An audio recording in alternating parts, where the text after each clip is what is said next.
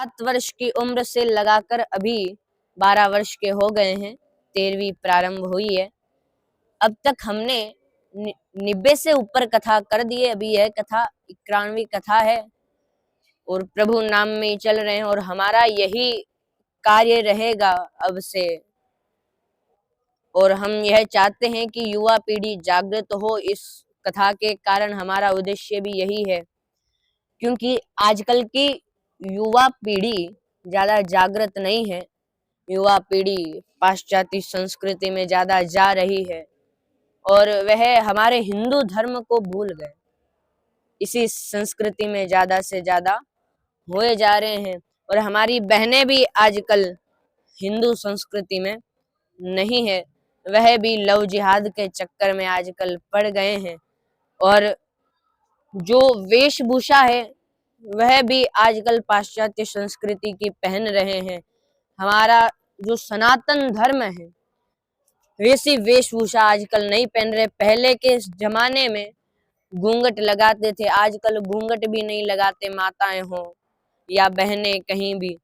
तो हमारा यही निवेदन है कि ये जो बाहर की संस्कृति है इसे तो छोड़ दो और हमारी सनातन संस्कृति पकड़ो। लेकिन आजकल सनातन संस्कृति बाहर वाले तो ज्यादा पकड़ रहे हैं, लेकिन जो हमारे भारतीय युवा या हमारी बहनें हैं वह छोड़ रही है, पाश्चात्य संस्कृति में जा रही है। तो हमारा यही कहना है कि इसी संस्कृति में रहे, इससे हमारा भारत विकास की ओर बढ़ेगा।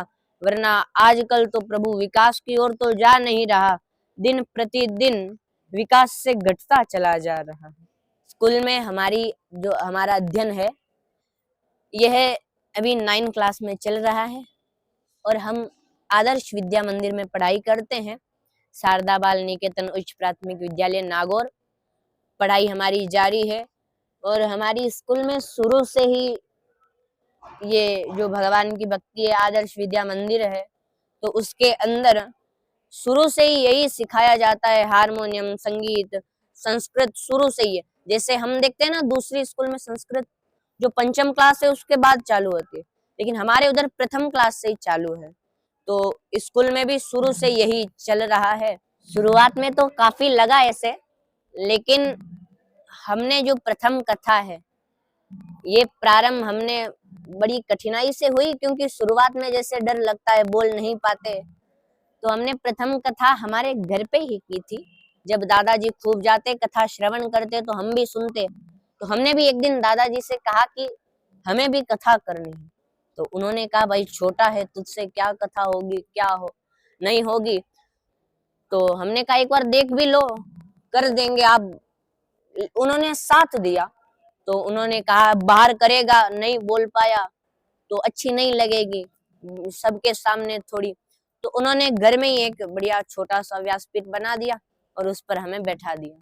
खुद सामने बैठ गए दादाजी दादी जी और कथा श्रवण करने लगे। 3-4 दिन तक सुनी। तो उन्होंने जो आस पड़ोस में थे उनको भी अपने साथ बुला कर ले आए कथा सुनने के लिए। वहां से प्रारंभ हुई और हमने प्रथम कथा की कोयल, निम्बिजोदा हमारे राजस्थान में है, वहां पर फिर आई कथा। तो उसके हिसाब से फिर धीरे धीरे शुरू में डर लगता था, फिर धीरे धीरे खुल गए।